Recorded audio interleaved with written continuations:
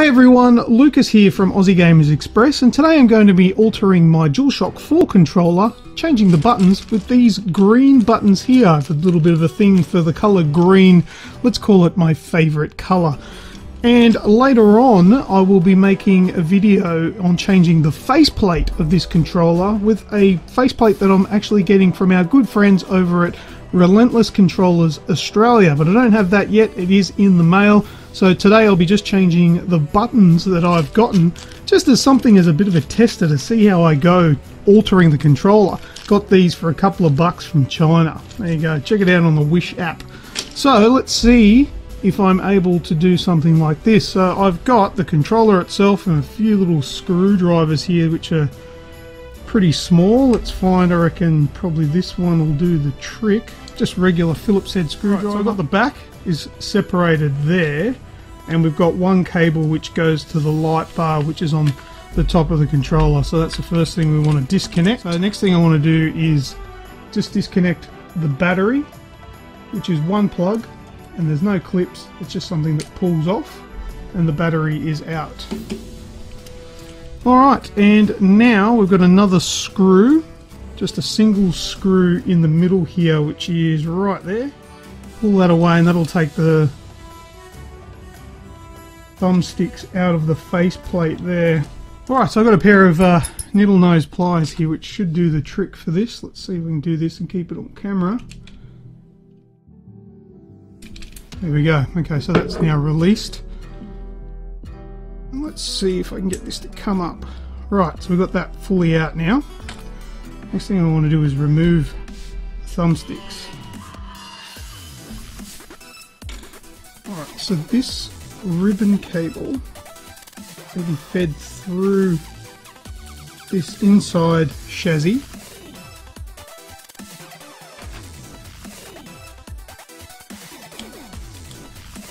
Whole thing comes out. Okay, so there's no extra screws. Now this part here I believe can stay relatively how it is. We won't really need to disassemble that anymore. Okay, and let's take off the buttons. And we've got the rubber membrane on the back there. And then we've got the buttons. So the buttons will just fall out. Okay. And because they're just green now, they don't actually have any of the letters on it. It doesn't matter which ones we put where.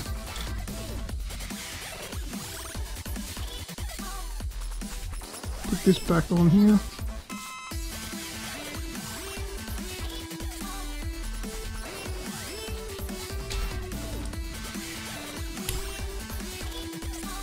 Should be the exact same method, taking off the rubber membrane and remove the D-pad and replace it with that. So we're starting to look pretty cool there. Alright, next, now we've got the PlayStation button as well, which can be changed. That's got a little tiny membrane on it and the tiny little PlayStation button that can come off, and we've got a tiny little green one.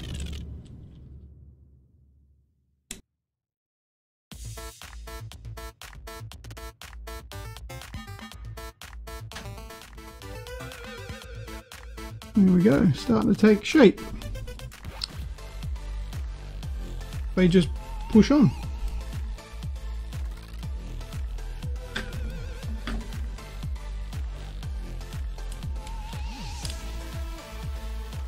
L and R buttons, the shoulder buttons. So that's an L1, which will be... that's R, I believe. No, that's L. Oh, yeah, that's L. Okay, so that one's on there. I've got the R button. Now, where did the... when I've taken this off, this trigger has stayed... whoops.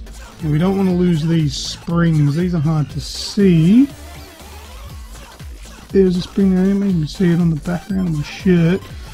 These little springs, you don't want to lose them. They are cheap and easy to replace. You can get a lot of them on online, but they're annoying if you don't have any replacements. Okay, so we want to put the spring on the R trigger.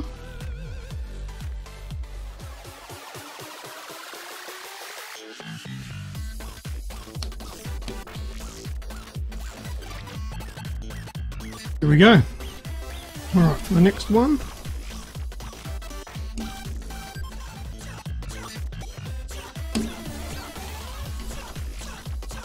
Done. We'll do the R button. These R buttons are quite easy to do.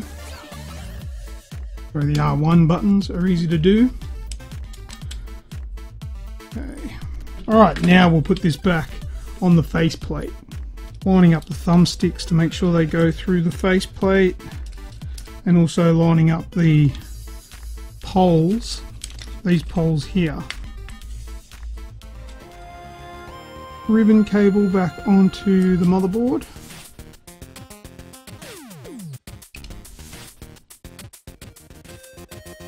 That's how it's looking. Oh, now I've forgotten to put the bloody options and share buttons in there, so that's going to need to come back on. Okay, so now we've got the options and share buttons in there.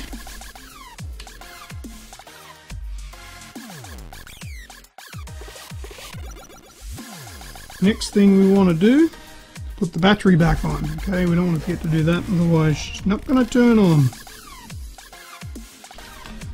Place it in there using fingers, plug it back in. Now before we do too much, we want to bring the back plate back again, and we want to plug that back into the motherboard where it belongs, which is this spot here. We'll test to see if we've got it in the right way. If we've got it in the right way, the light will come on. Can you see that? We've got the white light flashing. That means it's in the right way. Put the cover back on the back plate. Putting the R2 buttons, R2 and L2 buttons on first. Then come around to the hand grip part. Make sure these poles go underneath. Press it all together. Make sure it still comes on. Yeah, the light's still kicking on.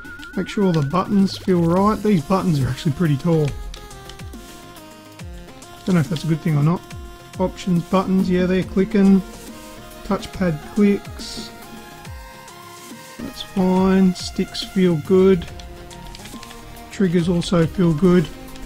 She's ready to get the screws put back into it. And that is it. Now, I didn't use the touchpad because I didn't really want to take the board off the back of that. I think it's glued onto the back of the original ones. So I guess if you really want to do that, maybe you can purchase these with the boarding on the back. Or if it wasn't working, maybe you could look at trying it. But I didn't want to ruin it because it wasn't something that was just as simple to replace as a screw or anything like that. It's actually using tape, double-sided tape, to hold it onto there to get the trackpad to work. So anyway, that's it. That's what it looks like when it's finished. I reckon that looks really cool. I'm a fan of the color green. I know it's not very PlayStation, it's a little bit Xbox, but I don't care. I like that color. I like a lime green color, and the high contrast of the black with the green buttons. I reckon it looks really cool.